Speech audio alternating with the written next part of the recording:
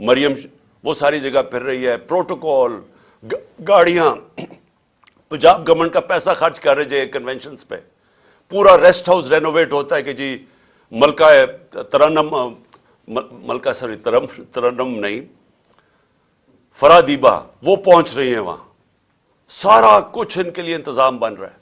और वो वहां जाके फिर जो वो जिस तरह की तकरीरें की जा रही हैं, मैं ये सवाल पूछता हूं कि क्या जब केस सब जुडिस हो, सुप्रीम कोर्ट में केस हो, क्या सुप्रीम कोर्ट के जजेस के खिलाफ इस तरह की जबान इस्तेमाल करने की किसी को इजाजत है? क्या आपका, क्योंकि सिर्फ आप इलेक्शन से भाग रहे हैं, आपको पता कि अवाम आपके साथ नहीं है, सिर्फ उससे बचने के लिए पूरा प्रेशर डाला हुआ है इन्होंने पाकिस्तान की अदलिया पे, और सिर्फ एक मकसद है इनका कि 90 दिन में इलेक्शन ना हो। मेरा सवाल यह है कि आर्टिकल 224 पाकिस्तान के आइन का, उसमें कोई गुंजाइश है कि जब असेंबलीज डिसॉल्व होती हैं तो उसके 90 दिन के बाद इलेक्शन होना चाहिए? कोई इसको चेंज कर सकता है?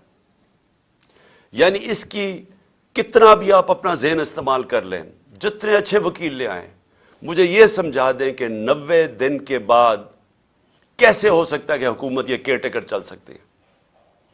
और मेरा अगला सवाल है कि जो पाकिस्तान की ऑब्जेक्टिव रेजोल्यूशन है, जो करारदाद मकासद, जो बुनियाद रखी थी कि पाकिस्तान का रोड मैप क्या है, उसमें एक चीज वाज़ेह है कि सॉवरेनिटी वो अल्लाह की है, और अल्लाह के बाद जो फैसले करेंगे वो अवाम के मुंतखब किए हुए नुमाइंदों की है, पब्लिक रिप्रेजेंटेटिव्स की है, जो अवाम ने सेलेक्ट किए। मैं ये पूछना चाहता हूं कि ये जो केयरटेकर गवर्नमेंट्स दो बैठा दिए लाके, पहले तो ये सारी, कभी, मैं फिर से कहता हूं, कभी ऐसी जानबदार केयरटेकर गवर्नमेंट्स नहीं आई, लेकिन उसके अलावा क्या अब ये 90 दिन के बाद ये बैठेंगी जिनका सिर्फ काम है कि तहरीक इंसाफ के खिलाफ पूरा एजेंडा है कि हमें खत्म किया जाए या हमारे पर केसेस बनाए जाए, नून लीग को जताया जाए या पीडीएम को जताया जाए?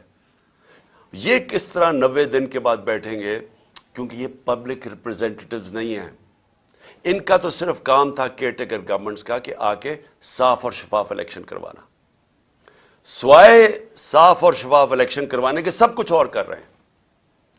जेआईटी, मैं फिर से कहता हूं, जो जेआईटी पंजाब गवर्नमेंट ने बनाई थी, जो मेरे ऊपर कातिलाना हमला हुआ था, वो कैसे बंद कर दी है? उसका रिकॉर्ड कैसे गायब हो गया? ये इनका मैंडेट किधर से आ गया? ये वो स्टेप्स उठा रहे हैं जो किसी भी केयरटेकर गवर्नमेंट नहीं उठा सकती थी। बड़ा वाज़ेह है केयरटेकर गवर्नमेंट का क्या रोल है। तो ये 90 दिन के बाद कैसे ठहर सकते हैं? और मैं फिर से कहता हूं कि ये जो अटैक्स कर रहे हैं अदलिया पे, इसका सिर्फ एक मकसद है, उनको ब्लैकमेल करने का, डराने का, धमकाने का, कि कहीं वो इस प्रेशर में आके तो इससे पीछे हट जाएं, जो कि एक वाज़ेह आइन के अंदर 90 दिन की स्टिपुलेशन दी हुई है। मैं आज दो और चीजों पे भी जल्दी से बात करना चाहता हूं। एक, कि हमारे लोगों ने जो सीनियर लीडरशिप ने जो गिरफ्तारी दी थी कल यहां लाहौर के अंदर, उनको बजाय ये कि पॉलिटिकल प्रिजनर्स, जो सियासी तौर पे वो जो जिन्होंने एक पुरअमन एहतजाज के लिए एक अपना एहतजाज जमहूरियत में रजिस्टर करवाया था, उनको ऐसे रखा जा रहा है जिस तरह वो कोई दहशतगर्द है। उनको कभी कहां भिजवा रहे हैं, कभी किस शहर में भिजवा रहे हैं। शाह महमूद को अटक भिजवा दिया, असद उमर को लिया भिजवा दिया, किसी को डीजे आजम स्वाति को। ये क्या साबित करने की कोशिश कर रहे हैं कि क्या ये लोग इससे देख के डरेंगे? अगर इसको देख के डरते, जो आज पेशावर में पब्लिक निकली है, ऐसे निकलती जिस तरह पब्लिक निकली है। और इंशाल्लाह कल आप पिंडी में देखेंगे कि जिस तरह पब्लिक निकलेगी, अब कहेंगे हमें जेलों में डालो। ये खौफ नहीं है किसी को अब कि ये आप जो वो अटक चले जाएं या कहीं चले जाए तो हम डर जाएंगे। कि आप अगर ये समझते हैं ये जो इस मुल्क की बदकिस्मती है कि ये सारे जो मुजरिम पेशा लोगों को ऊपर बैठा दिया और उनके पीछे सहूलतकार, کیا وہ سمجھتے ہم ڈر جائیں گے اس سے لوگوں کا عزم اور مضبوط ہو رہا ہے.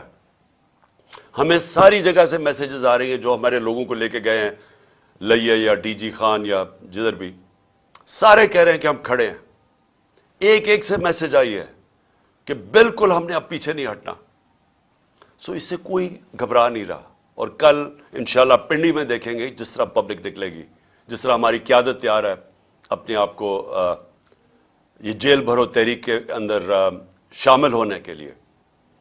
اور پھر جو ہمارا احتجاج جس کا جو دوسرا پہلو ہے, ایک تو یہ ہے کہ جو ہمارے پر تشدد ہوا, ظلم ہوا, جو انہوں نے جس طرح کی ایف آئی آر جو ہر روز ایک مشن پہ ہیں کہ کسی نہ کسی طرح الیکشن نہ کرواؤ اور ان کو کرش کرو تحریک انصاف کو.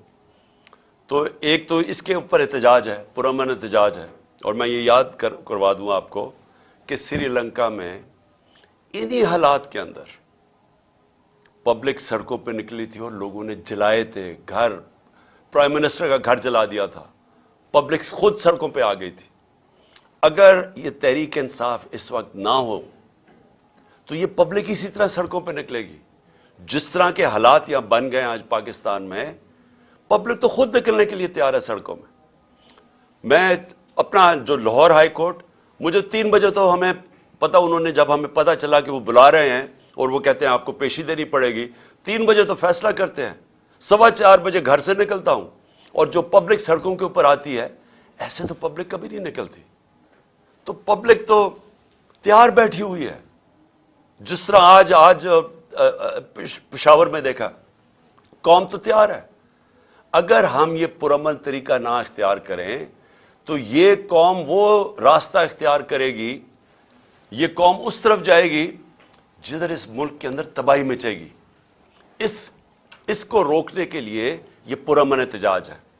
اور جو دوسری وجہ ہے میری احتجاج کی, جو دوسری وجہ ہے وہ میں بھی آپ کو بتا دوں